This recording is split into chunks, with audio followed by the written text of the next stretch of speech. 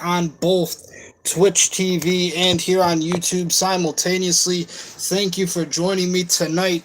We are doing another Halloween special, another watch along on The Last Drive In with Joe Bob. This is season 8, 2020, and this is Joe Bob's Halloween Hideaway.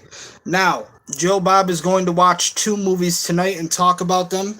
I'm pretty sure I won't have to do any skipping throughout the movie because these are the edited versions of the episodes where we just hear Joe Bob talk about them and his thoughts about the movies. So that will definitely save me a lot of time skipping through the movies and whatnot. But two movies tonight. One of my favorites from Eli Roth.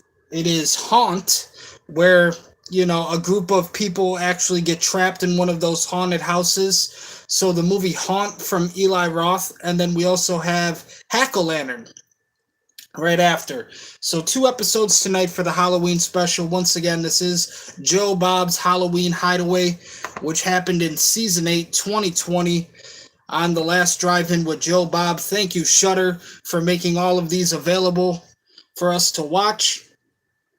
So that is the plan for tonight. I will most likely not be streaming again until next week. The Buffalo Bills won yesterday in New York City. We beat the Jets. Good game, good win for the Bills and all of Bills Mafia. The Battle in New York. Tomorrow I'm going to basically be celebrating my birthday. My birthday is technically October 18th, so my birthday is going to be Friday. But tomorrow on Wednesday, I'm actually going to celebrate it. I'm going to go see Terrifier 3, which I'm really excited to see. I've been waiting a long time to see that, and I've been trying to avoid spoilers the best that I can. So, going to see Terrifier 3 tomorrow. I got a pretty long week ahead of me, honestly.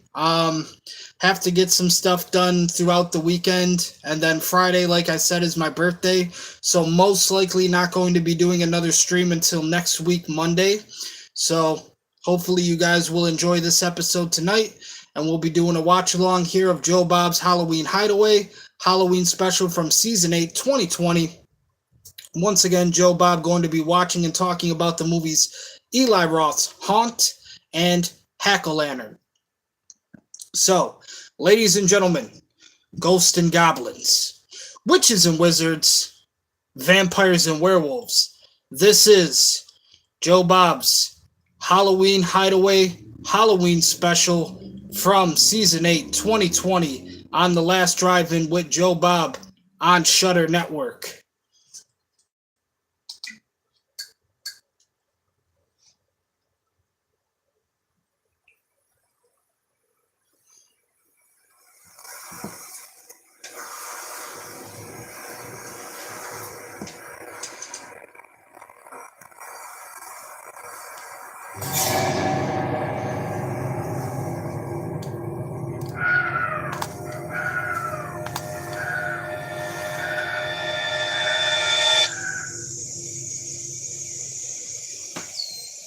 Man, I'm feeling the energy.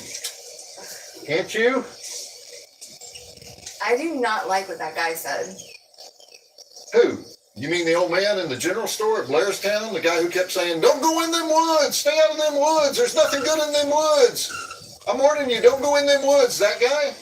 What do you think he meant? Are you sure this is a good idea? Darcy, this is film history. You are standing in Hardwick, New Jersey. Yeah, I get it, but we aren't even showing Friday the 13th. Yeah, but we're showing two movies that you're going to love, and they're both set in the boonies, and we are in the most famous boonies of them all. If you look up the word boonies in the dictionary, there's a picture of our cabin. Darcy, the world is a dangerous place right now. We'll be safe here for a few months. A few months?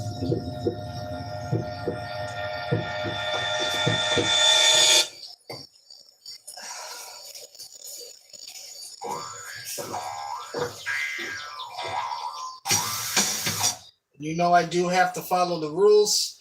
Cannot play the intro theme because YouTube does not like copyrighted music, or when you play music you're not supposed to. How do other channels get away with it? I have no fucking idea, but we're going to wait until the episode starts up here, and then we will unmute the audio, as always.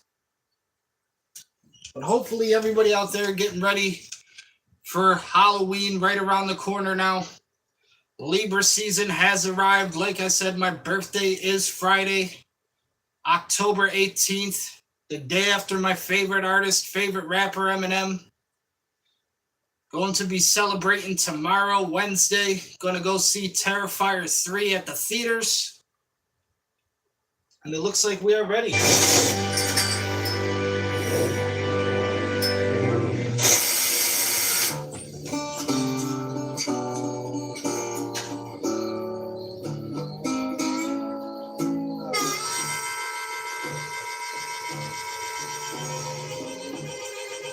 So, Darcy, come on.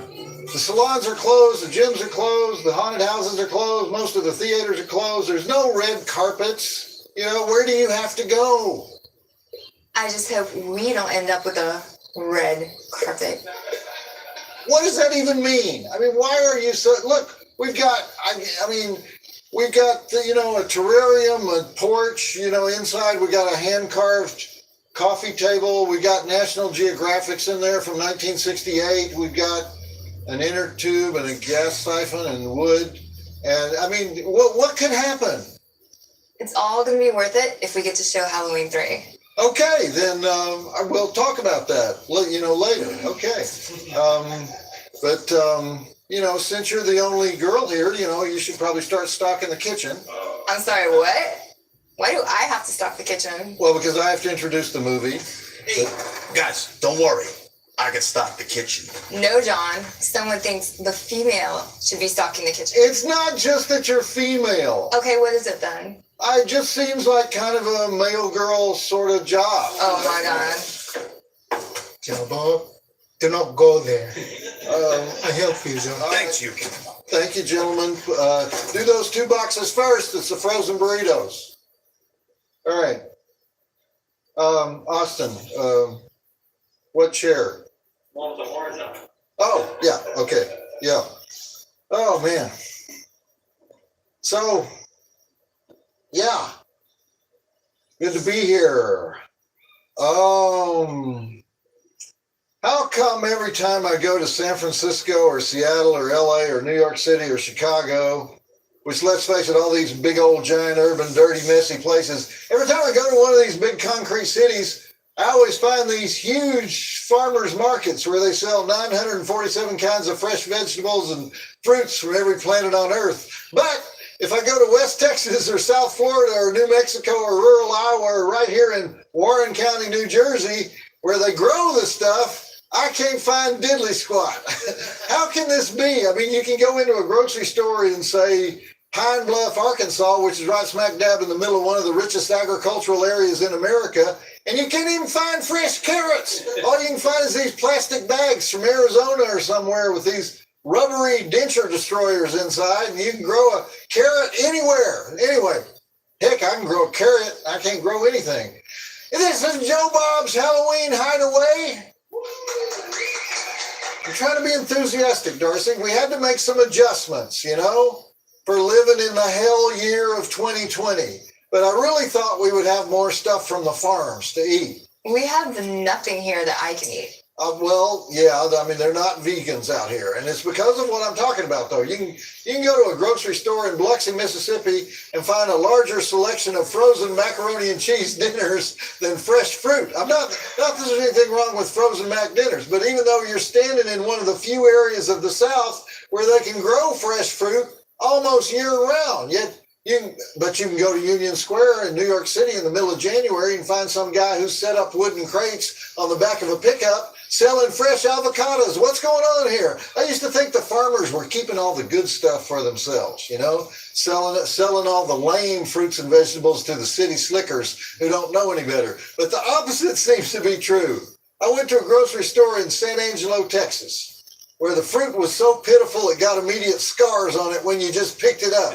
And there's nothing to do out there except farm and ranch, They also have an organic health food store in San Angelo that's nothing but vitamins and stuff in bags and cans. But go to East Dallas, you'll find a huge supermarket with nothing but stuff that was picked that morning. So my question is, how is it possible that everything in the country that's fresh is trucked 1,100 miles a day to the urban health food stores, and everything that's frozen, canned, packed with preservatives and designed to be eaten with Doritos and moon pies is trucked in the opposite direction to the places where the wholesome, robust farmers are supposed to be living? Shouldn't it be the opposite? Shouldn't it be the people in the cities who are fat and undernourished? But it's not. You want to find some excellent junk food? Want to find the world's largest supply of frozen dinners? Go to America's smallest towns. The next time I go fishing, I'm stopping in Brooklyn first. Stock up on some farm fresh veggies and grain-fed steaks, because you can't trust those bait stands anymore. You know what I mean, Darcy? Right? You know what I mean? Oh, are you talking to me? Whoa! Okay, we're not getting off to a very... Well, Darcy the mail girl. Darcy the mail girl loves Halloween more than life itself. And she's going to be here with us all night for Joe Bob's Halloween Hideaway, which, it should be Joe Bob and Darcy's Halloween Hideaway. We should really change the title. Would that make you feel better? That's how important you are to the show. Oh, please. Or even Darcy and Joe Bob's Halloween Hideaway. But she's here to field your tweets, your direct messages, your shortwave radio messages. Do we even have Wi-Fi here, Darcy? Yuki, is someone talking to me? I didn't hear anything. So yeah, we're one big happy family here in our beautiful rustic getaway cabin. This was a good idea, I think. You know what happens to people in cabins in the woods, don't you? Those are just movies. Anyway, in keeping with Halloween tradition, since everything is closed this year, including most haunted houses, we're going to show a movie about a haunted house. You know what I'm talking about. I'm talking about the #1 movie on Shudder in 2019. I'm talking about Haunt. It's not exactly spam in a cabin. It's more like spam in an abandoned tire factory. I'm not sure what that place is actually, but it's the sensitive story of a college girl with a stalker boyfriend and an abusive past who joins up with some party animals to go to one of those extreme haunts. You know, they always call them haunted hayrides where I'm from, where there are no rules. The actors can touch you. You have to sign a release form to go inside. And the deeper they get into the building, the more they realize there's something a little off about the mask-wearing proprietors. Every time you think you know where this movie is going, it goes somewhere else. An important consumer tip: if the haunted house attraction you're planning to visit only has 1 review on Yelp, you might want to make alternate arrangements for the holiday, but no spoilers.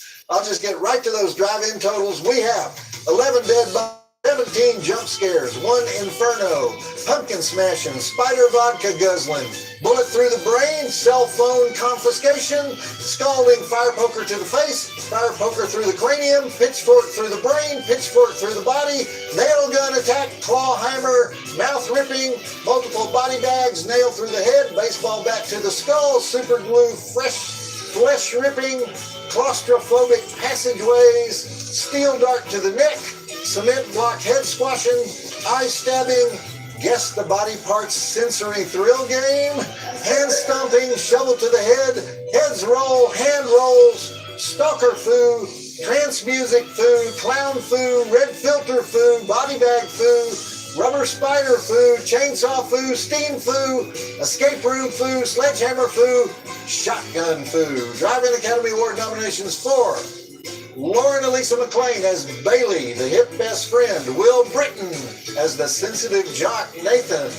Andrew Caldwell as the sarcastic Evan who tries to pick a lock then says, "I'm an equipment manager, not Robert De Niro from Heat." Katie Stevens as Harper, the final girl who grew up in a real haunted house. And Scott Beck and Brian Woods, the writer-director team from Davenport, Iowa, who did everything the drive-in way. 4 stars. Joe Bob says, check it out. 4 stars. So yeah, everybody, where did everybody go? I mean, we're going to do jack-o'-lanterns. We're gonna be bobbing for apples. Did we buy apples? Do we have any apples? You know, we're bobbing for pomegranates. I know we got some of those. Everybody's stoked for this, right? I got the lease for 9 months. So free rent. Everybody has free rent. Why are we celebrating? Party! We can take hikes in the woods, you know. Boy Scouts come here, you know. I was Order of the Arrow. Austin was Order of the Arrow. We know our Boy Scout lore. Weemock Tindink, Wingo Lausik, Weetah Himawi. Right, Austin? Oh, yeah. That's how we know each other. That's the secret motto. If you're in Order of the Arrow, I guess you're not supposed to say the secret motto on TV, huh? Probably shouldn't have said, you know, I won't say it again, but they can't take my sash, can they? Not important. But anyway, my point is you guys should be grateful that there are not one but two Order of the Arrow members in this cabin, because what do you have to do to be an Order of the Arrow? Expert camper, elite survival skills. We can live off the land. Doesn't matter what happens to us. No electricity, no problem. We can make a fire with a flint. Snake bite, we know how to make a precise surgical incision with a pocket knife and suck that venom right out of there. Did you bring your flint, Austin? Yeah, no, I didn't either. But snake bite kit? Yeah. No. Pocket knife, though, right? No. Well, TSA has about 19 of my pocket knives.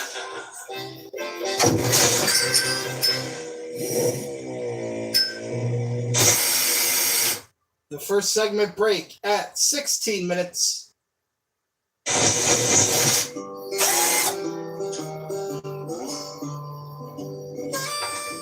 Thank you, Yuki. The place feels so homey now. How much dread is in this movie already? You know, some of you perfectionists badmouth this movie on the basis that it's got too much coincidence going on.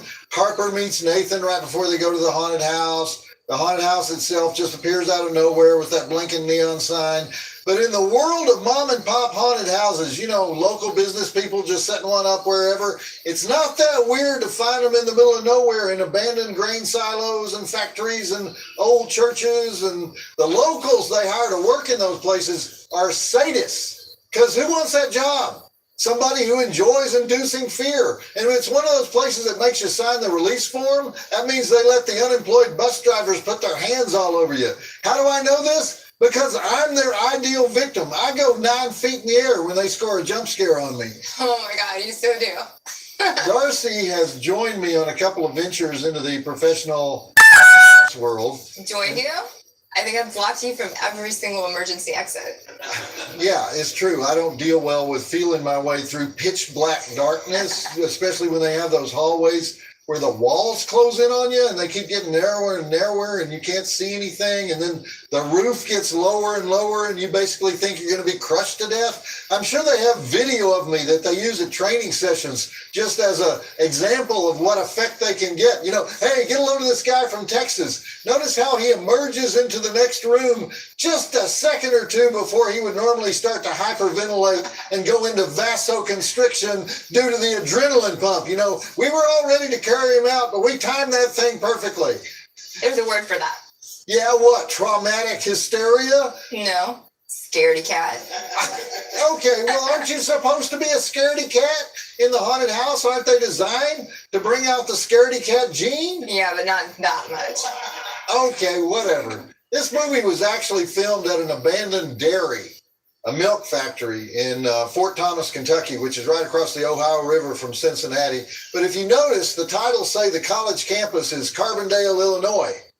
Why would they choose Carbondale, Illinois, home of the Salukis? And the reason is that Scott Beck and Brian Woods, the writer-director team, first of all, wanted to do a little homage to John Carpenter, you know, Haddonfield, Illinois, and all that. But also, they say they grew up close to Carbondale, and that's where people from their high school went to college, even though it's not that close. But Beck and Woods are really interesting guys. They're film nerds who met each other in 6th grade in Bettendorf, Iowa, which is a little Mississippi River town near Davenport. And they started making stop-motion animation movies together with their Star Wars action figures. So growing up in a place like that, I'm sure they were familiar with sketchy haunted houses out in the middle of cornfields and old railroad yards. But they became a screenwriting team all through their time together in high school and at the University of Iowa. And at the same time that they were writing Haunt together, they were also writing A Quiet Place, one of the top horror flicks of 2018. That one is kind of artsy horror.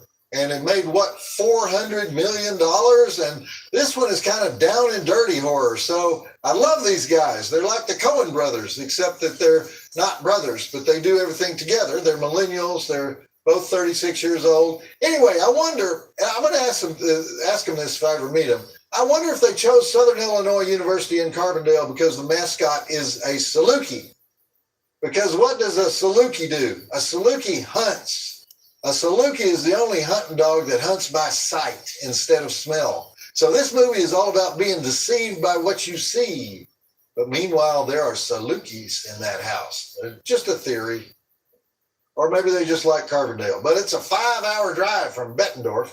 Anyhow, back to you perfectionists who say this movie is derivative. You don't like the clown at the entrance because clowns are cliches. That's like saying serial killers are cliches. Clowns are only cliche. Whoa! What the what? Darcy, that was not funny. That was not me. I didn't do it. Who did it? Austin? No. Darcy, you did it. Because you saw me at that haunted swamp thing last year in New Orleans. You knew about that. I swear it wasn't me. I just made it known among the crew that it might work. Oh, well, thanks a lot. And it totally worked. I hate haunted houses. You love haunted houses. Yeah, that's sort of how they work. Okay, back to the movie. I also hate snakes and spiders. Would you drink that vodka with a spider in it from the party scene? You know, that makes me want to throw up. But that's not even the worst one. They also have one with a snake in it. Damn. They do stuff in Thailand they wouldn't do anywhere else in the world. Doesn't all that stuff come from Thailand? They make it for entomophagists. You know, the people who dine on insects and horny toads and tarantulas and earthworms and dung beetles and scorpions and water buffalo poop. That's a popular one at the bars. Could I interest you in a little water buffalo feces cocktail to kick the evening off right? That actually works on the Thai girls. Not so much on the South Carolina girls. Don't assume anything, baby. Darcy, don't be disgusting. Represent your home state. Who did the snake thing? Nobody's going to tell me? You guys.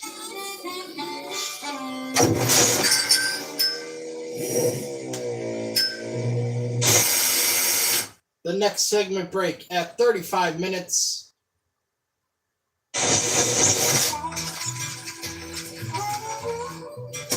When Mallory gets that fire poker through the head, I would say that's the Eli Roth change moment in this film. And I mention Eli Roth because he executive produced the movie, and he's famous for building up characters for a long time before he instigates the action, because he believes in making you love the characters or at least sympathize with them before he starts killing them off. And in this case, Mallory, Skylar Helford is the LA actress who played Mallory, was not that well developed. I always get her and Angela mixed up. But that kill happens at about the 30-minute mark. Now, Eli would have gone 10 more minutes.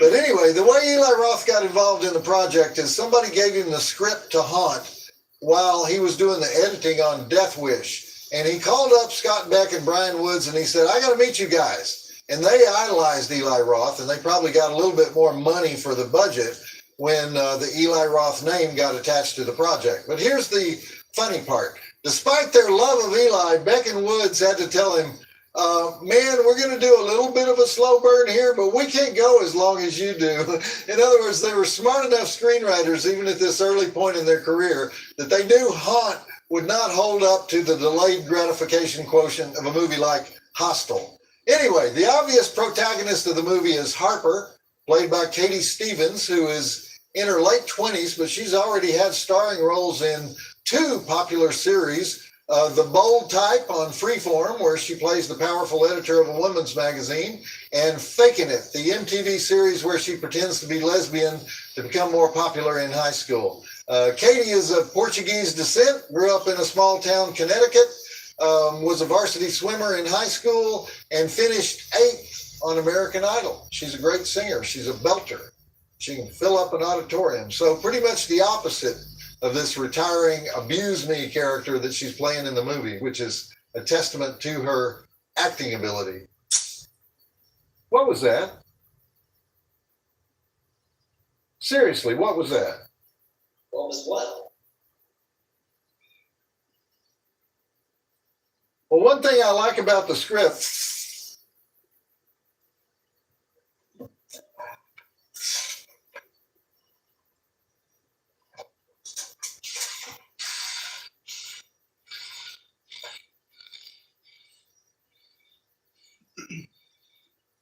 speaking of cliches, you know, they have bears out here.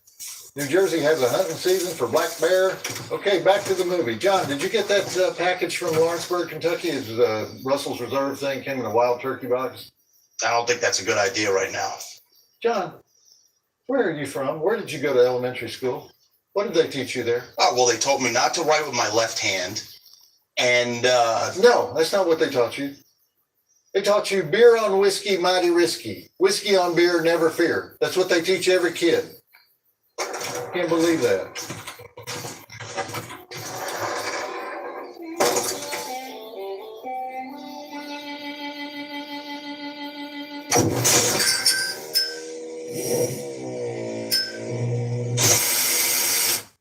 Next segment break, 55 minutes into the movie Haunt.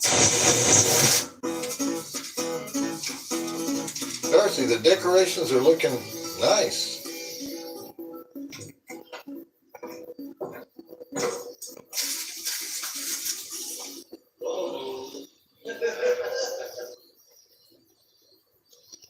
Well, let's talk about the frying of the cell phones moment. This movie has more innovative cell phone subplot stuff than any film I have ever seen. Normally, screenwriters consider cell phones a problem because they're perceived to be a safety device. But the beautiful thing about this script is that Beck and Woods have found every single way that a cell phone can be used against you and shown that your expectation of it being a safety device is probably just a false hope. So what is that? What is that? Remember the very first sequence?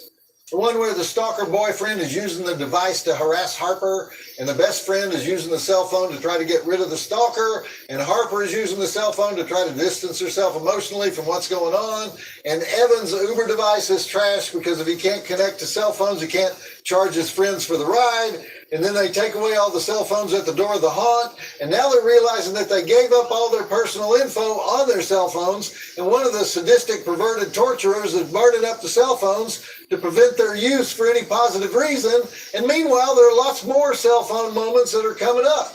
Great example of turning the screenwriting cliche on its head. The cliche is they lose their cell phones at the beginning of the story, or more commonly, they don't have cell phone coverage out where they are in the woods. Beck and Woods go, no, the cell phones work, and they destroy you. So is somebody in the kitchen? Quiet on the set. That was Shazi Raja as Angela, the next to die. All the actors in this movie are pretty much doing their first major feature role. Shazi has only been acting since 2016. If I have one criticism of this movie, is that they do too much intercutting, and so you lose track of the geography. They're going backwards through the haunt. They're hitting the same locations they were before, but meanwhile, they're being trapdoored and dead-ended into new places, and after a while, it gets fuzzy as to who is with who and which masked man is which, and there are 4 of them, actually. Devil, ghost, zombie, vampire, and I think there's a female one, too, so maybe 5. Another interesting conversation, but seriously, where did Darcy go? I thought she was going to be in the back here doing the, She walked off into the woods. Okay, well, it is what it is. Another interesting combo between Eli Roth and the filmmakers is Eli Roth asked him, why are the killers doing what they do? What's the backstory on the killers? And Beck and Woods said, well, we don't really want to do backstory. We thought it would be more terrifying if there's no backstory. And Roth said, yeah, that's true, but I want you to write out the backstory anyway. I want you to know the backstory, but don't tell anybody else what it is. And so they did write out a backstory for the killers. It's not in the movie. They know why they do what they do, but they're not telling us. And I kind of love that. All right. I'm going to go see what's going on around here, and we're going to go back to the movies. All right? I was just, hey, what's the toolbox? What's the rope for? What are you guys, just because we're camping out doesn't mean everybody can slack off. Where did the rope come from?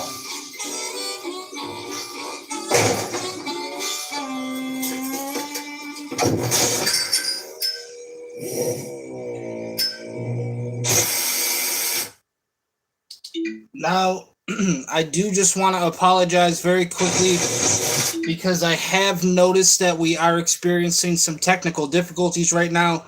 So like I said, my apologies for that. Little bit of a lag going on here. The timer is still going on the stream, so that means we are still live and all the audio is being picked up. But I do apologize for not having a proper kind of stream here. It is lagging a bit. Maybe it'll fix itself out. I definitely need to get a new fucking phone soon because this phone that I'm using is starting to get on my last nerve. It's only like a $60 Android, but it'll probably be replaced with another $60 Android. But that's kind of, where I'm at. I'm definitely hoping to get a new phone soon, probably by like February or March.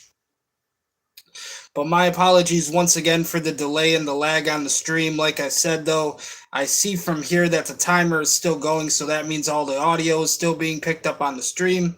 So hopefully it'll fix itself out more towards like the second episode, if anything.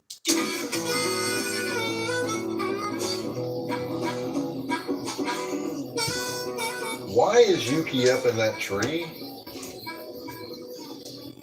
I mean, it's fine. I just don't know why he'd be out there perched on a limb staring at us. Well, he's setting up the satellite feed. Okay, that explains the tree. What explains the staring? I don't know. It's kind of weird today. Anyway, the devil character who just got stabbed in the eye with the weird key, that's Damien Mathai, who's starting to get a pretty good reputation in horror because he was also the man in the mask in the sequel to The Strangers, known as The Strangers Pray at Night. He's been in a couple movies with our California correspondent, Felissa Rose. They were together in A Nun's Curse, directed by Tommy Faircloth in South Carolina. And he also co-starred with Felissa in Nikos the Impaler back in 2003. One of my favorite scenes in the movie is, you still want me to take off my mask? You want me to take off my mask? You want to see my face? The writer-directors have been quoted as saying that they're fans of Tobe Hooper's Funhouse, which is, of course, about teenagers trapped overnight in a carnival funhouse with a homicidal maniac. But this movie ramps it up to insane levels. And I'm sorry, somebody has to go out there and get Yuki down from that tree. He's just freaking me out. He won't come down. What? We'll just talk about it after. Just keep going. What happened here? What happened in this cabin? Where are the jack-o'-lanterns? I got that covered. I'm passing out knives now. Okay, John, good. We have a lot of knives. We have a lot of pumpkins? No. Okay. Yuki has his own special knife. Okay, that's nice. You know what? Let's just run hot to the end. There's so many twists and surprises in this last long sequence. I don't want to interrupt it. Plus, I want to find Darcy, did you bring gummies from the West Coast? Have you met me? Who did you give them to? Did you give them to Yuki? No, he just went up in the tree with that knife. Why does he need a knife in a tree? You need a knife? Now that is a good one for jack-o'-lanterns.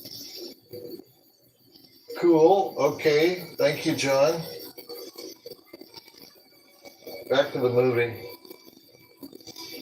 This was a good idea, right? This is you have a cozy little Halloween together thing out here, and Beer, whiskey, mighty whiskey. maybe he was a sniper in the army or something. I mean, I'm getting this vibe from, What? well, you know, a close quarter weapons training, maybe commando thing. What are you talking about? I'm not sure.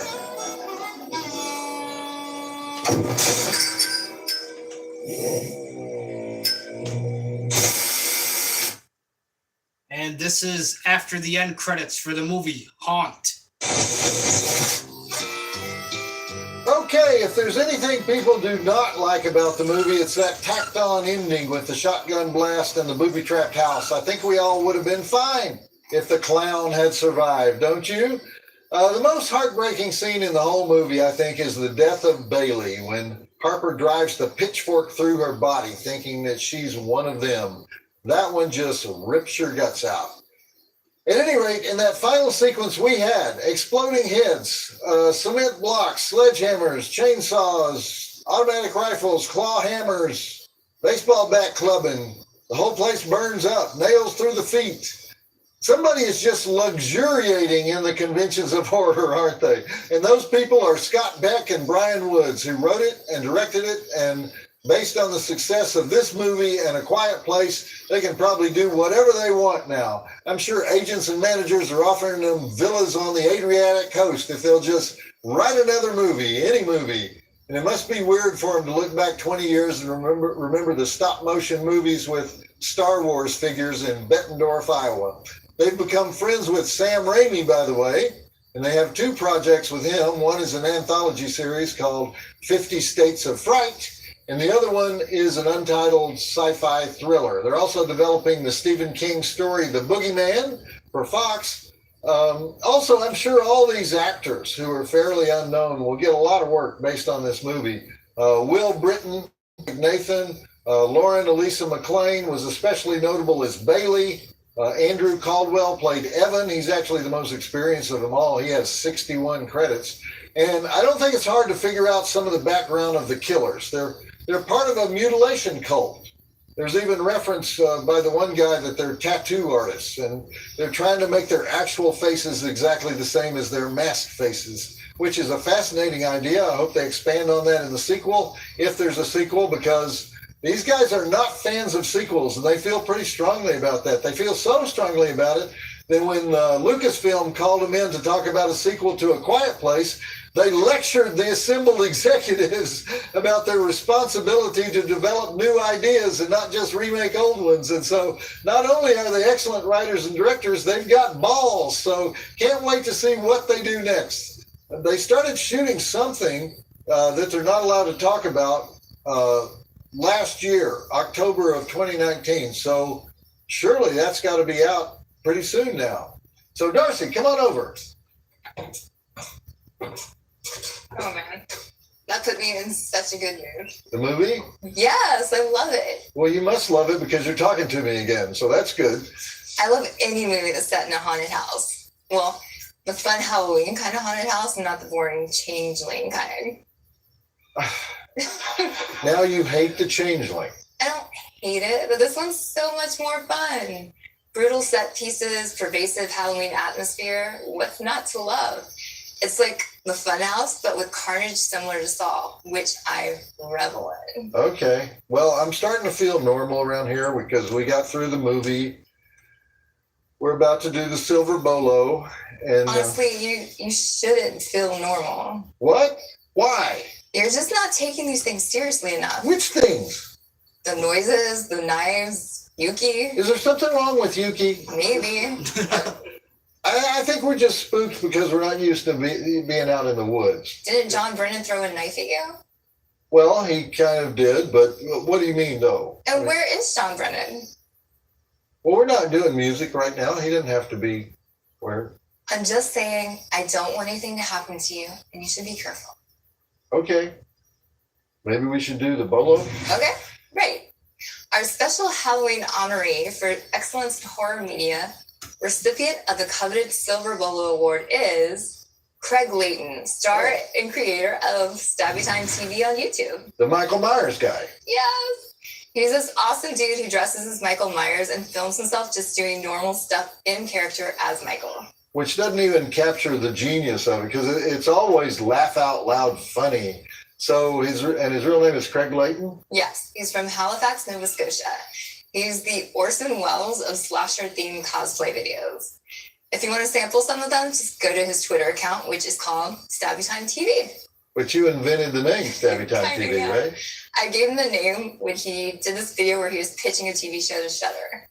Back in the early days of quarantine, he was doing new videos pretty much every day, and I loved them so much. I retweeted them. And you helped him develop a following. I remember that. There was a Brady Bunch parody with all horror cosplayers. And do you have a favorite Stabby Time? Oh, that one's great. And the one with Norman Bates opening the wrong shower, or the one where Michael Myers is playing with himself. What? It's hysterical. I didn't see that one. He's also done a couple videos showing Michael Myers watching our show, including one where Michael himself was freaked out by Cannibal Holocaust. All right. Well, Yuki, here's our latest silver bolo. I think you should probably just give it to me, because Yuki's being really weird. Everybody says Yuki is being weird. Did something happen to Yuki? He's up in the tree. I know that, but why is he up in the tree? He's setting up that satellite feed.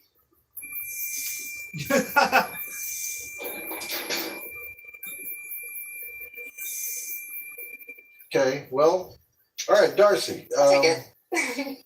Take the silver bolo. So make sure it's genuine silver and it's properly delivered to Craig Layton in Halifax. I will. You'll give it to Yuki. Let's evaluate Yuki in the morning, and then I'll tell you. But in the meantime, you need to get in a costume. I don't need a costume. We're out here in the woods. And Exactly. You brought us to the woods at Halloween. You need to get festive. I mean, who's going to see it? I'm in a costume. I live in a costume. That's not a costume. I'm a pumpkin. You need to get festive. What do you want me to be? Anything. I don't have a costume. I have a million. You can borrow one. Oh, I'm sure we're the same size, right? We'll find something. All right, that's it for the first half of Halloween Hideaway. This is Joe Bob Briggs reminding you to never pick a fight with an old man. If he's too old to fight, he'll just kill you. And the drive-in will never die. Did I tell you the one about the leprechaun on the golf course? Okay, so that is the first half of the Halloween Hideaway with Joe Bob, Darcy, and Shudder Network. We're going to take a quick little 1.5, 2-minute break. Hopefully by the time we come back, the technical difficulties will have sorted themselves out. I do apologize once again for the lag that we are experiencing here on YouTube. The stream actually looks pretty good right now on Twitch TV. But like I said, when I look at the timer here on YouTube, it still is ticking down. So that means it's still picking up audio. We're still live streaming. So like I said, we'll take about a 1.5, 2-minute break. Maybe by the time we come back, everything will be back to normal. But thank you for joining me for the Halloween Hideaway here with Joe Bob, Shudder Network, Darcy, and the Last Drive-In crew. Joe Bob just got done talking about the movie Haunt. The next movie Joe Bob is going to talk about is Hack-O-Lantern. So I will be right back.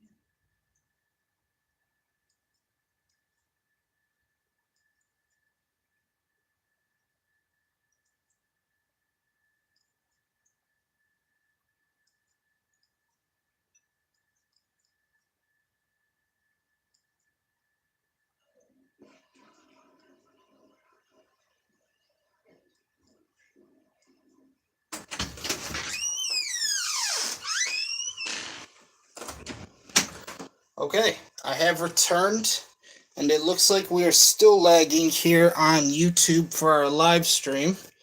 Unfortunately, looks like it may be coming back a little bit here. Let me see what I can do here. But it looks like it's actually trying to sort itself out.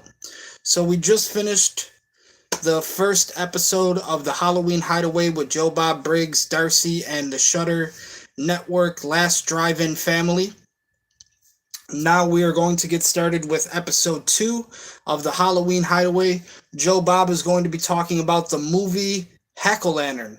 So thank you once again for joining me, ladies and gentlemen.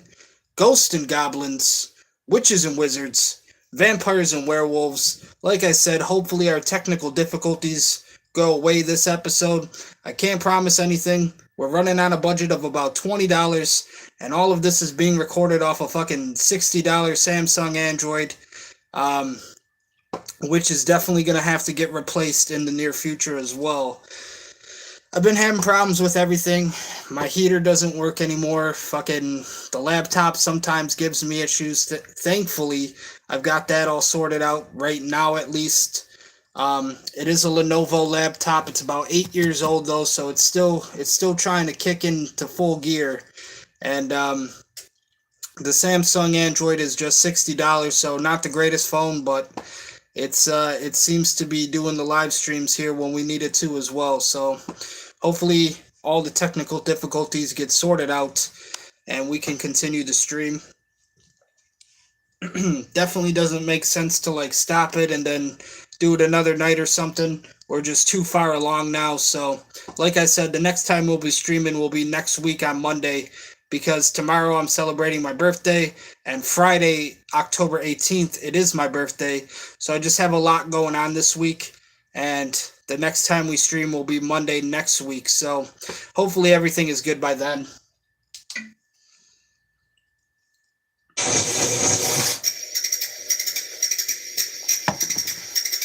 There is a house among the trees where werewolves hide and evil breeds. A cozy home of wicked deeds. We call it Halloween. Darcy, you're being ridiculous. There's nothing going on here. I'm starting to think this is a bad idea. You know, because last year we had Halloween Hootenanny, and everybody was so happy.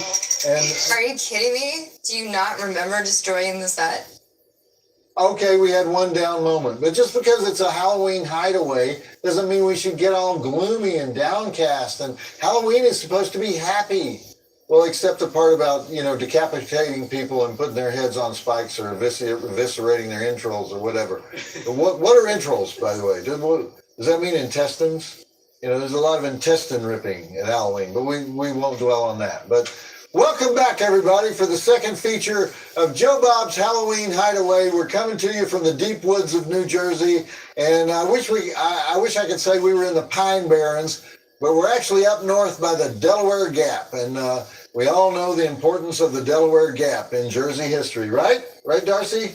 No? You know, well, there was a line from the Delaware Gap to Egg Harbor, and everything east of the line was East Jersey, and everything west of the line was West Jersey, and they were called together the Jerseys, and that evolved into New Jersey when they decided, fuck that line. Who can even visualize that line? And actually, I can visualize that line, which is sad, but we're going to continue the madness of Joe Bob's Halloween Hideaway from West Jersey. We are in West Jersey because we're west of the Delaware Gap.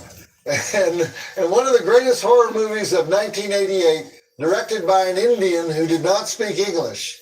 And that movie is, you've guessed it already, right? Hack-O-Lantern. It was also the only movie ever made starring a grandpa Satanist. But first, Darcy, here's what we're going to do. You know, you're afraid something bad is going to happen, right? It's just that everybody's acting so weird. Like the crew got gassed or poisoned or something. Aren't they always like that? They're always weird. One of them asked me for my address. Aren't they always asking for your phone number or your email or your, you know, Zoom login or whatever? Yeah, but not when we all had the same address for the next 8 months. Oh, yeah. Okay. Yeah, that's weird. We have the same address. Okay. Look, there's several ways to solve this. Such as? Well, we just have to divine the future. And once we do that, you'll see everything is the same way it always is. We're going to be trending on Twitter. The mutants will send us a lot of nice messages. The show will go up for streaming. We'll all scarf some caramel apples and candy corn. And how do we do that? Well, the easiest way is electriomancy. Of course. Or it might be electriomancy. But you'll have to go into town and bring me a white rooster, about 3 pounds of organic cracked wheat, and an Eastern Orthodox priest. And we'll spell out the alphabet in a big circle. And we'll put the white rooster in the middle, and we'll ask a question about our future, and the rooster will spell out the answer in the cracked wheat. Why do we need a priest? Well, a lot of times the rooster can't spell, and so the priest knows what the rooster really means to say. And they do this all the time in Moldova, and it always works. Moldova, the reason Moldova is such a prosperous country is because they always know the future. Do you have any non-wacko ideas? Okay, I was just kidding about that one. Fortunately, in America, you don't have to use electriomancy, and you don't have to use crystallomancy, the old crystal ball thing. Although one of these days I'm going to take you to Hot Springs, Arkansas, and we're going to go crystal diving in the mud. And we don't have to use haruspicy, which is examining the livers of sheep and poultry. And Yeah, we're not doing that. no, vegans always hate that one. But we don't have to do any of that stuff anymore because all that stuff comes from Europe, like intro reading and casting lots with bones and astrology and palm reading and throwing bamboo sticks on the ground like they do in China, or analyzing dreams like they do in Austria, or reading tarot cards like they do in Hollywood, or raising parakeets to turn over tarot cards like they do in gypsy towns in Switzerland, or reading runes like they do in Ireland. No, we have something better in America. We have a talking board invented in 1890 by the Kennard Novelty Company of Baltimore, Maryland. A Ouija board? Bingo! Oh, those things are dangerous. Look what I found out by the horse stall, the one with the rope hanging over it. We should not do this. Are you superstitious all of a sudden? Everybody thought the Ouija board was great until that one movie came out. Ooh, which board? No, well, that one didn't help, but The Exorcist, because Reagan was playing with a Ouija board right before she got possessed by the demon. Parker Brothers was not amused, but look, we're going to deal with the creepiness. Just, work with me here, and you know how it works, right? Yeah. Okay, fingertips on the planchette, let's test it. Is Darcy a male girl?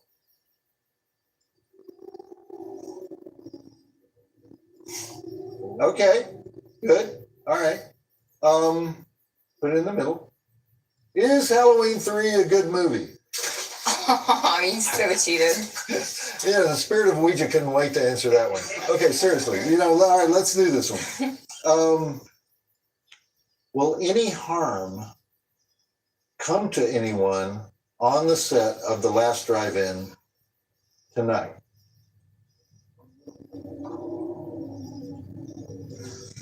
Oh.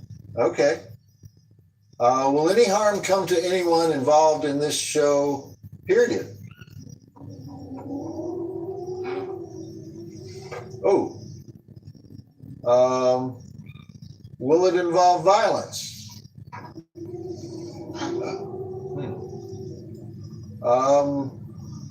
Will it involve death?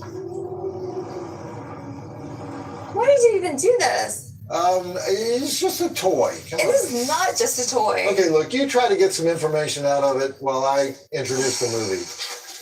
I don't like this thing one bit. It's just telling us what our unconscious already knows. Right. Okay, so our second movie tonight is what they call elevated horror.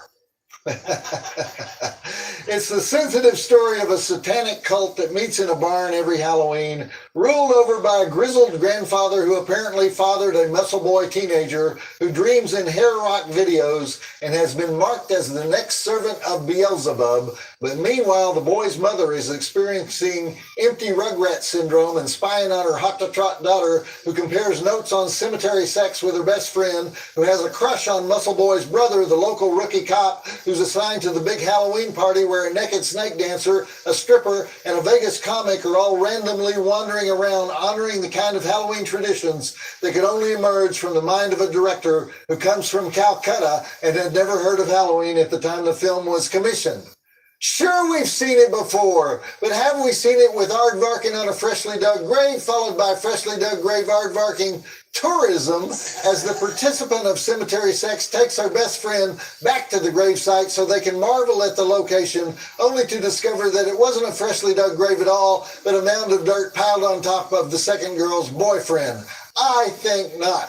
Let's take a look at those drive-in totals and hit the direct-to-video play button. We have 10 dead bodies, 15 breasts, 2 satanic altars, 15 breasts, backstabbing, blood drinking, pumpkin smashing, pentagram dancing, boyfriend tossing, multiple aardvarking, ceremonial dagger flinging, burning car with explosion, laser eyes, pitchfork to the head, pitchfork to the neck with decapitation, pitchfork to the stomach, shovel to the skull, 1 hex rape, girlfriend branding, 1 spider jump scare, demonic organ music, multiple pentagram ceremonies, head rolls, shower foo, incest foo, devil mask foo, corset foo, Drive-In Academy Award nominations for Bryson Gerard as Little Tommy, who says, I like the taste of blood. Grandpa says it's good for me. High Pike as Grandpa, the satanic cult leader, who says, tonight you learn what power is. You will know your own strength. DC LaCroix as the metal band that inhabits Tommy's dreams, singing You're the Devil's Son. Gina Fine, the porn star, for playing the girlfriend who gets a pentagram butt tattoo, for saying, I'll be in the pool all afternoon. Katina Garner as the jealous mom who says, you treat me like I'm the enemy. Diane Trimble as the stripper who works with a boa. Regina Starr as the stripper who works with a boa constrictor. 3 stars. Joe Bob says, check it out. 3 stars.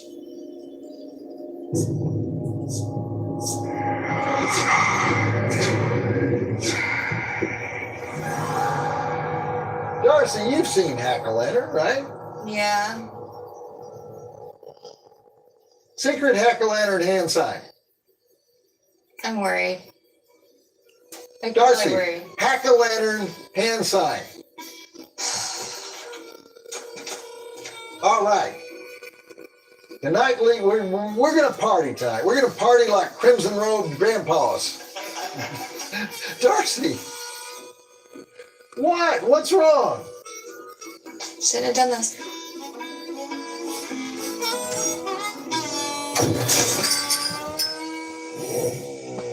And the first segment break for Hack-O-Lantern is at 24 minutes. Darcy, look at me. Who am I? You nagged me about a costume. Costume. I'm proud of you. It looks Okay, great. Okay. I wonder if you dream about a rock video where the lead singer of DC LaCroix puts a pitchfork through your neck and rips your head off. I wonder if that's a premonition or just what the devil's elect would consider porn. And yes, I do know the name of the band. It was a Seattle hair band formed in 1983 by Dan Christofferson on lead guitar with lead singer Sylvie LaCroix. So a combination of their names, DC and LaCroix. And they wrote all the songs together, and they had 2 albums that the music in this movie was taken from.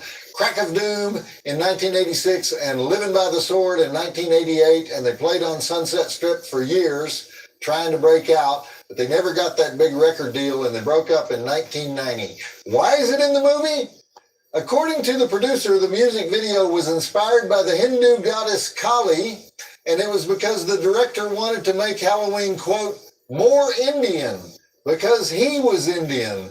This is one of those movies where you go, wow, I never heard of that guy, but that's a bizarre person to put in a Halloween movie over and over and over again. And the reason is that the movie was made by two guys from India who didn't know anything about Halloween except that John Carpenter's Halloween had made $70 million at the box office. The only problem was, this is 10 years after Halloween, when the conventions of the slasher film are pretty well established, but they failed to watch any of the slashers. Plus, they thought Halloween was a holiday where Satan worshipers met in barns wearing red robes and devil masks, although the only reason for the red robes was that Paramount Pictures was throwing them out, so they got them for $1.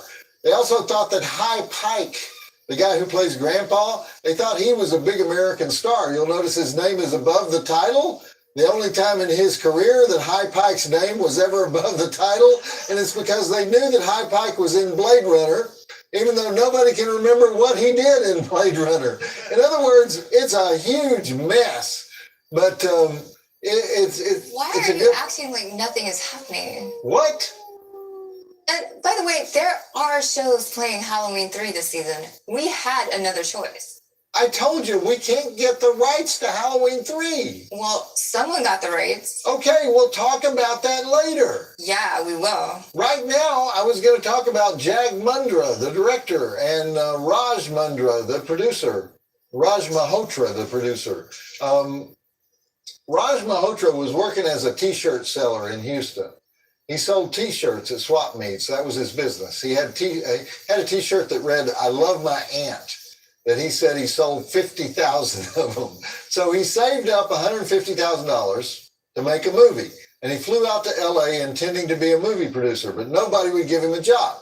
So instead, he interned at the American Film Institute and started working on student films to learn the business. And he got inspired by the success of Halloween.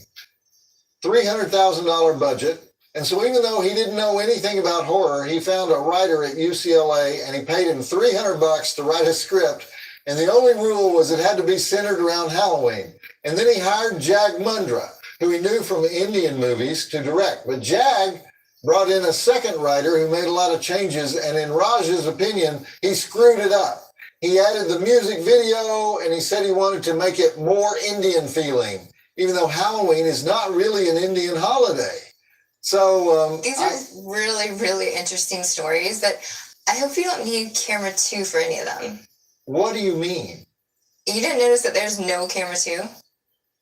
There's a camera 2. I'm looking at camera 2. It's Victor's camera. And where's Victor?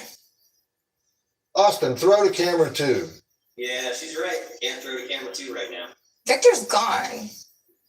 What do you mean gone? Victor vanished. There's no place to vanish here. It's just us here in the woods. Exactly.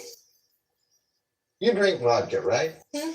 Yeah, go grab some Stoli out of those boxes by the bear traps. Whoa, wait. We have bear traps? The bears haven't gone into hibernation yet, and it's not bear hunting season yet because every year the animal rights people protest against bear season in New Jersey, and so the season gets shorter every year. Good, because I don't think we should be killing the bears. Darcy, we kill the bears so they don't eat small children. We thin out the population. Can't we just relocate the bears? Darcy, I don't have time to talk about the bears. Maybe Victor was eaten by a bear. I'm kind of focused on the vodka. We've also got wild turkey out there, so. I'll get vodka.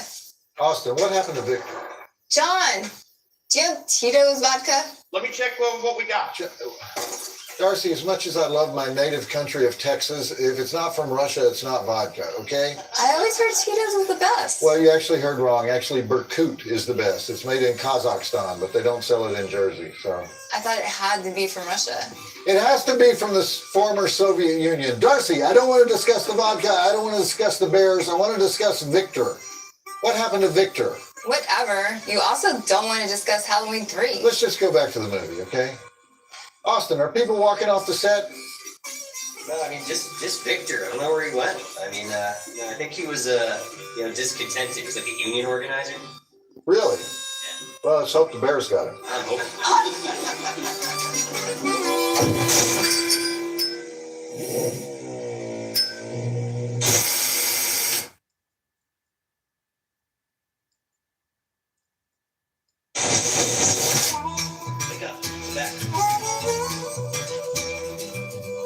And that was the complete performance of porn star Gina Fine as the butt-tattooed girlfriend of Tommy, attempting to rob him of his devil strength right before the big ceremony to anoint him king of the Devilhead Cenobites, or whatever those guys are. All of Gina's naked scenes were shot on the first day of production, which must have been a great wake-up call for the crew.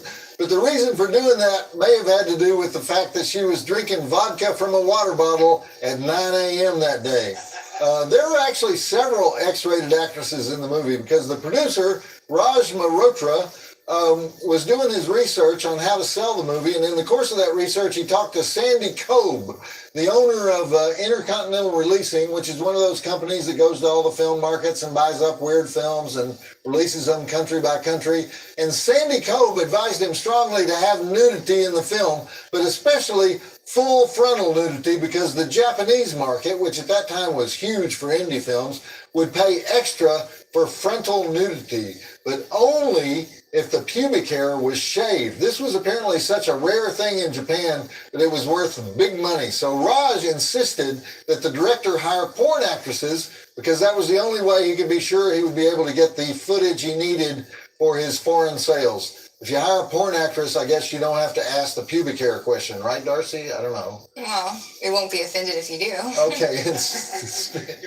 And speaking of vodka, I think we've all calmed down since the last break. I haven't calmed down! What? Why? What the fuck? You know, Yeah, so the crew's been saying that they weren't paid enough for, all the decorations. you're not paying the crew? Oh, we are. Where is Yuki? Well, he's at the tree. They just don't think that the Halloween decorations thing was their job. Well, it's Yuki's job. If you come down out of the trees, can do that, No one is happy here. Of course they're happy. We're camping out. We're having fun. It's Halloween. Calm down. I'm calm. We're in one of the most historic parts of New Jersey. We are? Yeah, the Lenape people, they lived here. They have wolves and stuff. And Wolves? Maybe this is a bad idea. this was a good idea. This was an excellent idea. Maybe Hack-a-lantern was a bad idea. Are we taking social media heat for Hack-a-lantern? Big time. People are on edge. They've spent the whole year holed up in their homes and apartments watching reruns. And so, that explains it. Yeah, well, so we're doing a show where we're holed up in a cabin doing a 30-year-old movie. A 30-year-old movie about Halloween, on Halloween. Made by people who don't even care about Halloween. It's an Indian version of Halloween. We don't have enough multicultural understanding in this world. It's what people in India do on Halloween. People in India don't celebrate Halloween. Well, they do now because of our show. They're going to start celebrating Halloween. Shudder just went into Australia and New Zealand. India can't be far behind. How many shows have ethnic Indian Halloween movies? 0. We're it. We'll win an award for this. Just roll the movie. You are overreacting. Darcy, there's no such thing as overreacting when you're defending diversity and inclusion. Calcutta, represent. And tomorrow I'm going into the Blairstown city center and I'm befriending a Lenape Native American. Yeah, I don't think the Lenapes are around these days. I don't think the show should be around these days! Seriously, what happened to John? Somebody go get his guitar. We'll do a song. He always likes that. No? All the songs he's been playing tonight are real creepy. All about whipping people, chaining them up. Well, it's Halloween. That's loud.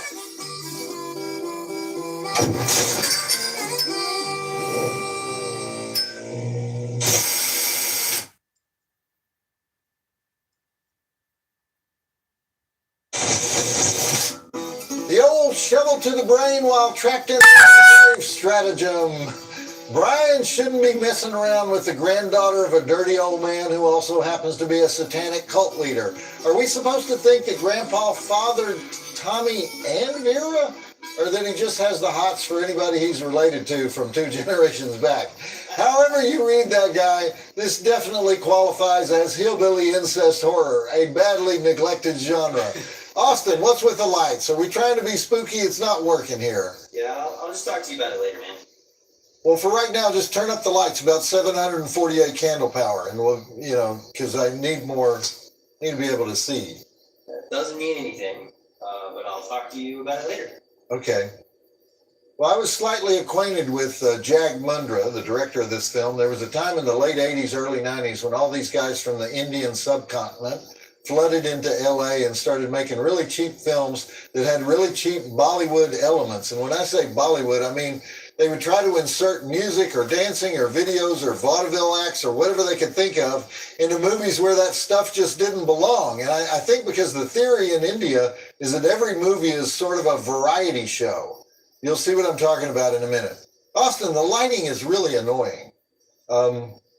So Jag Mundra had been making movies in India. He made one called Kamla about the flesh trade and one called Sirag about a Los Angeles guy who goes to Bombay to search for an Indian wife. And then he made a very underrated horror film called Open House in 1987 starring Adrian Barbeau. That was his first American flick.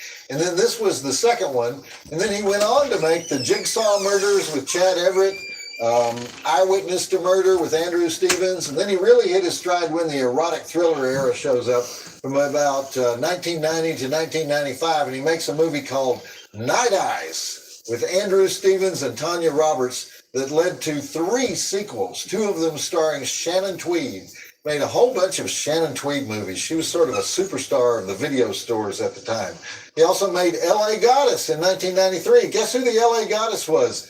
Kathy Shower, the third and least known of the male girls. I call Kathy Shower the Curly Joe of male girls. She was only on the show for 3 or 4 months. Anyway, back when the Indian invasion of Hollywood was happening, Jag's big backer was Ashok Amritraj, the Indian tennis player. Actually, there were 3 Amritraj brothers, all professional tennis players. The most successful at tennis was Vijay Amritraj, who had some big victories at Wimbledon and the U.S. Open, and then he became an actor.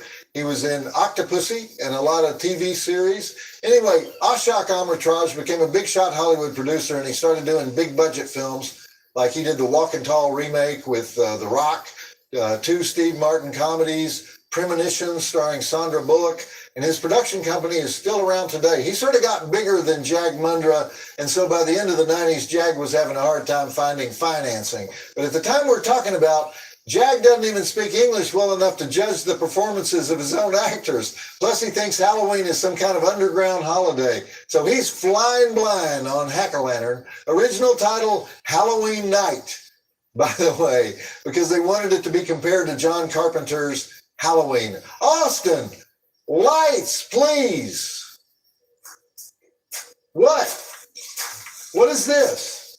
It's a list of demands. What is it? Look, just read it. It's from the lighting crew. Toxic work environment. See, I can't read it because we don't have enough lights. Unsafe working conditions. Failure to provide adequate transportation options. Oh yeah, that means they want to go. Well, you know what? The joke's on them. You know, Halloween is the holiday of darkness, not light, so we don't even need them. Austin, not funny. What is, you know, Darcy, do you still have Stoli? Where's Darcy? Oh, there you are. I don't. Vodka on whiskey, on beer, very risky. Oh, sorry to touch you there, Yuki. Austin, I think we should go back to the movie. Roll it. This should put everybody into the Halloween spirit. You know, one thing we don't need is lighting. You don't need lighting on Halloween.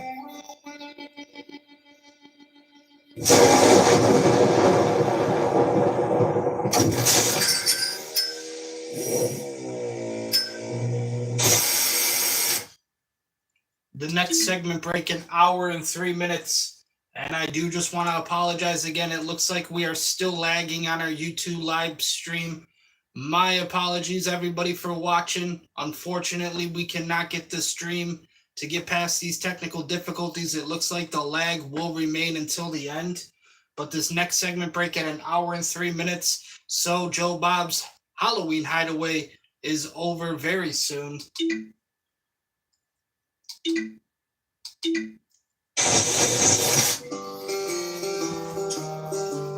So in this Indian version of Halloween, everybody goes to a party with a stripper, a stand-up comic, and the same rock band from Tommy's Dream. Yes, it's Bollywood Halloween, and you gotta love it. You know that 5-minute interruption of the movie with a stand-up guy? Yes, it's incredibly painful, but that comedian is Wild Bill Tucker. And back in the 80s, I was doing stand-up, he was doing stand-up, everybody was doing stand-up, and I ran across Wild Bill several times on the road, and he had a pretty decent act. I think he got hosed by circumstances. Mainly, it does not belong in the movie. The director doesn't understand the jokes or even speak English. He's being asked to do extremely shortened versions of his act. They don't know how to photograph him. They didn't mic him for the main thing he did, which is sound effects. But in Wild Bill's defense, he went on to have a long career in live comedy. He had a one-man show at the Copa Room at the Sands in Vegas. He had his own room at both the Monte Carlo and the Golden Nugget in Vegas. And yes, maybe Vegas comic is not the highest you can aspire to, but he was not as bad as you would conclude from this movie. I just wanted to say that about Wild Bill. All right, so Vera and Roger had cemetery for a gruesome threesome, and now it's time for the big pentagram dance scene where Tommy is inducted into the Fellowship of Satanists, but not before we have some more relationship talk. Does it seem like half this movie is girls talking about their boyfriends and their crushes, and the other half is people being decapitated during or immediately after sex? Okay. Austin, by the way, good job on getting some indirect light going here. Austin's not here. What do you mean? He left a note. Who's directing? Nobody. Who turned on the camera when we came out of the break? I did? So you're directing. I guess the difficulty of it's overrated. Where'd you get the lights? Flashlights and candles? Darcy, what is going on? You're being unfairly criticized. For what? For bad pay, bad working conditions, bringing people into the wilderness against their will. That's not true. I paid for a luxury minibus to bring all those people into the wilderness. There's also a supernatural element. What? Apparently the Ouija board freaked everyone out. In what way? They think somebody wants to kill you, and so they don't want to be close to the action. Oh, God. Should we just go back to the movie? That might be a good idea. We're running out of batteries and candles. Okay, back to the movie. Lone Star? No, thank you. Skyrim? Sure.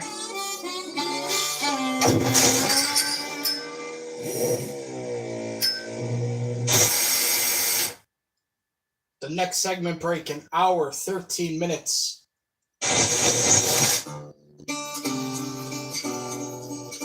Corset lacing can be brutal, right? This is the only Halloween party ever that features both a stripper and a snake dancer.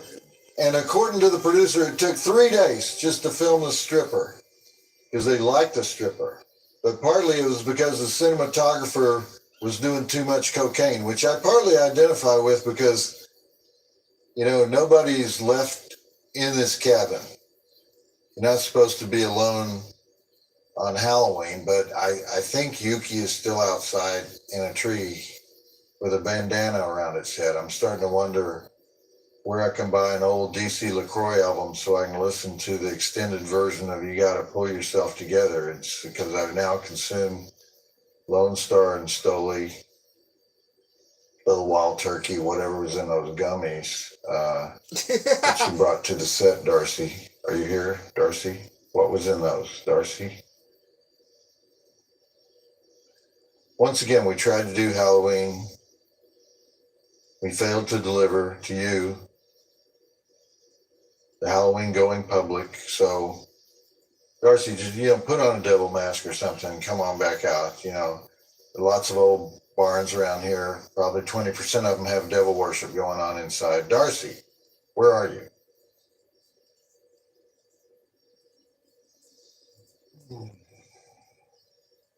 There is a dark, secluded place where crews go poof without a trace. The host can find no breathing space. It's called New Jersey Hideaway. Ole. Darcy. Austin. They said we should do a show. They're wearing masks in Buffalo.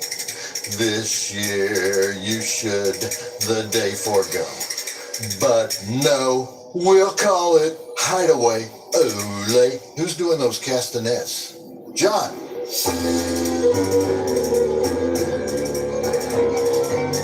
All the other shows are on hiatus, don't you know?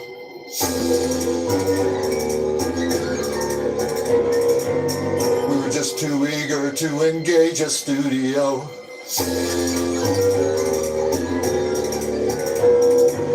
But the season's gremlin soon reminded us of this. If you go there, you must beware. Deranged impalers can't resist. This music is freaking me out. Is somebody doing a student film? What is going on here? And now we meet our reckoning. The ghouls are strangely beckoning. The charnel house is echoing. We had our brainless hideaway. Ole? John, I know you're there. Who else knows how to play castanets? Okay. We're going to go back to the movie. As a practical matter of physics, somebody has to be running camera and playing the backup music and playing the castanets and running what little lights we have left and setting up the feed. Of course, that's assuming I'm alive.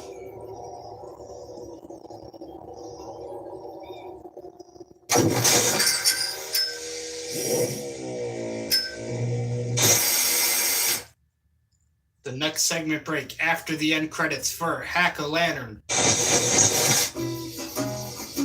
I'm Joe Bob Briggs. Last year I had a show. I had a real Halloween show. Got a special jacket. This year we just have Hack-A-Lantern. We could have had host, but no. We had to show Hack-A-Lantern.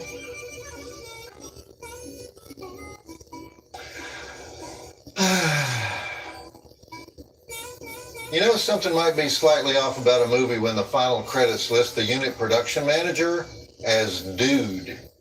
The final film of High Pike, the above-the-title star whose best-known role prior to this was bar owner in Blade Runner, finished out his career as a comedian at private parties, died in 2006. Katina Garner as the mom was a friend of Jag Mundra and appears in all his movies. Carla Barron as Vera was also in one of our favorites, Sorority Babes in the Slimeball Bowl-O-Rama.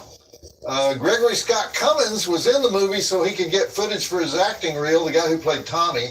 He had recently been cut from the San Diego Chargers because of an injury.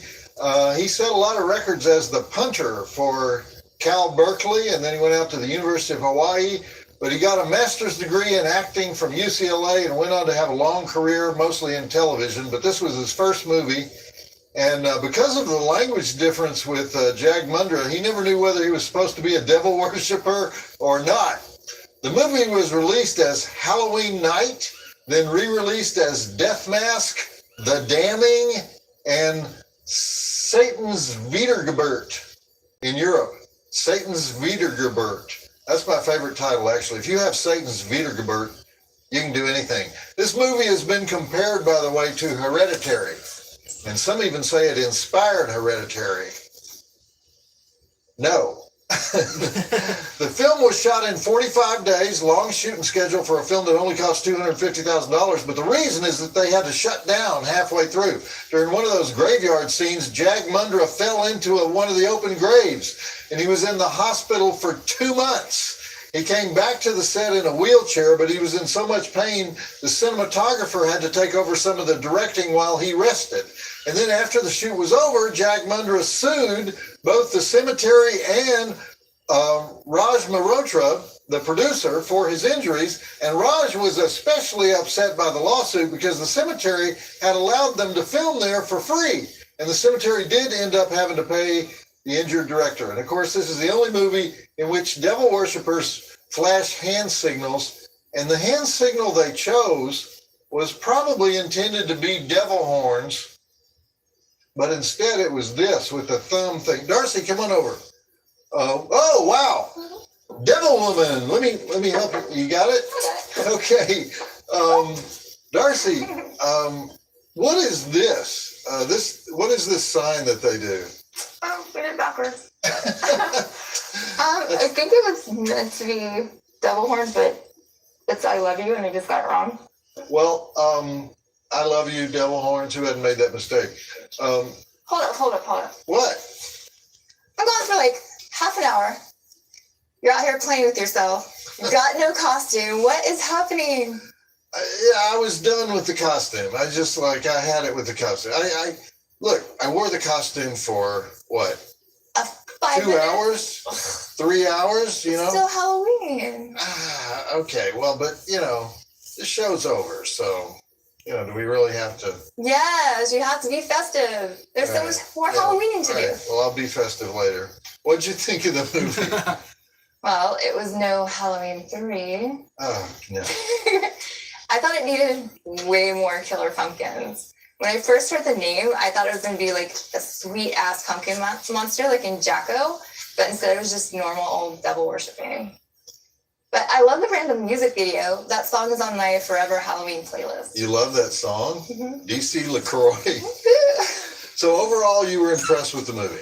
I am. I always watch it during October because I love the 80s Halloween party vibe. The mom to me is a real standout, and I love the do-gooder cop guy. He's so sweet. I also love how sweet Tommy turned out to be. But I think Gina Fine was awesome. She needed a way bigger part because she was so freaking cool. Really? Gina Fine, she's not in the credits because she didn't use her porn name. She used something else. I don't remember what it was. But in the movie, she's Nora Bennington, the girlfriend of Tommy who gets murdered. Well, and there's so many performances to choose from, though. So many great acting jobs in this movie. But no love for High Pike, the star. He was fine. And speaking of love, thanks for being the only person who ended up staying for the whole Halloween special. Aw, I wouldn't miss it. Besides, someone needs to be here to take over in the event of your death or disability. Thanks a lot. I mean, I was just starting to forget about it. We have to be vigilant. Why don't we just be vigilant about keeping me alive, okay? How do you know the killer is not after you? Ooh, the Ouija board message and threatening notes number 1 through 98. Stuff you haven't even seen. Trust. Really? Why don't we deal with something I have seen, just do the mailbag? Okay, happy to. This message comes from Brian and Sadie Papandrea of Royal Oak, Michigan. And we have a visual that goes with it. But read the letter first. All right. Dear Joe Bob, I was too late to include this for the Hootenanny, last year's good Halloween special. So I figured I'd just send it now. This is one of mine and my wife's engagement photos from a couple years ago. I wish it could have been shown on the Halloween episode, but here it is now just because. This was indeed sent to our families as a save the date card. Love, Brian and Sadie Papandrea, Royal Oak, Michigan. And you have the photo, right? Mm-hmm. So let's see the engagement photo. All right. How cute is that? That's great. I love Michael it. Myers blessing their union. They're dead already, so the marriage can only get better. I actually met Brian at a convention in the Cleveland area, and he's a filmmaker. Okay, Darcy, this was a really depressing Halloween. Aww. I'm going to have 3 or 4 more bottles of wild turkey. Any Halloween is better than no Halloween. Well, that is one true thing that you said. Okay, and it's not even over yet. All right. I'm taking a break, though. This was exhausting. The cabin's a mess. There's nobody here to help me anymore. You know what I'm going to do? I've never been out on the famous lake. I'm going to take down the canoe, and I'm just going to kind of drift across the lake. And we got moonlight, You want to come along with me? I totally would, but I always stick around to talk to the fans on social media after the show. Okay. Well, this is Joe Bob Briggs reminding you to don't judge folks by their relatives. And give me one of those one more time. Give me one of these. All right. The drive-in will never die. I only know one joke that has a Hindu in it in honor of India tonight. Okay. Ladies and gentlemen, ghosts and goblins, witches and wizards, vampires and werewolves. That is going to do it for our Halloween special tonight. The last drive-in with Joe Bob, Halloween Hideaway. Like I said, Joe Bob was talking about the movies Haunt and Hack-O-Lantern. Unfortunately, we had a lot of technical difficulties for this stream. My apologies once again. Hopefully, when we come back Monday, we will be without the technical difficulties and we can have a proper stream. Like I said, tomorrow I'm going to see Terrifier 3 in the theaters. So I'm excited for that. And then this Friday, October 18th, is my birthday.